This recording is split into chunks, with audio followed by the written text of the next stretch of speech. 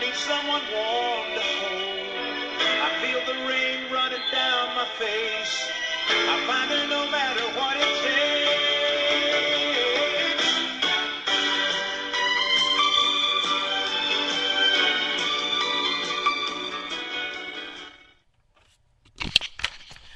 Single mothers trying to raise their kids normally fail.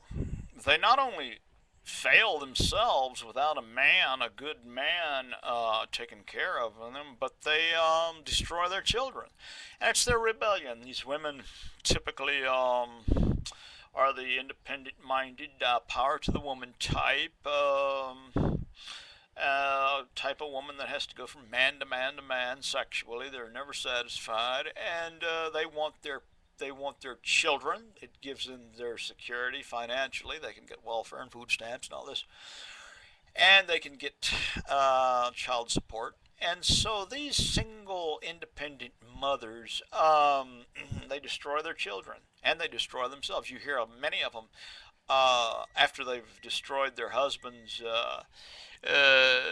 and their husbands can't afford to pay them child support and exist himself. A lot of them default on child support payments, so these women are left without jobs, without support, out there in their feminist independence and power to the woman, and they become little female dictators over their children.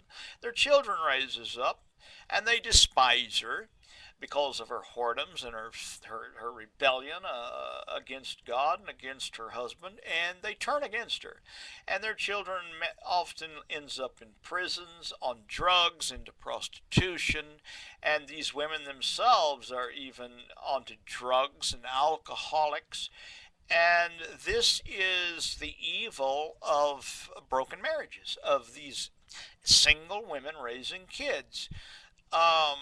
And this is why God said, men, stand strong, take care of your wife and your children, and not turn on them. The problem is it's not typically the man's fault that causes these women to rebel. It's the ideology of feminism, or the I want my identity, I want my power as a woman.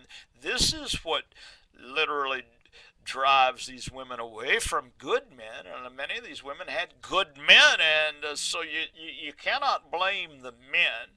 Now, not always, because in many situations the men are strong and they were taking care of their wife and their kids when she, in her rebellion, thumbed her nose up at him and stabbed him in the back.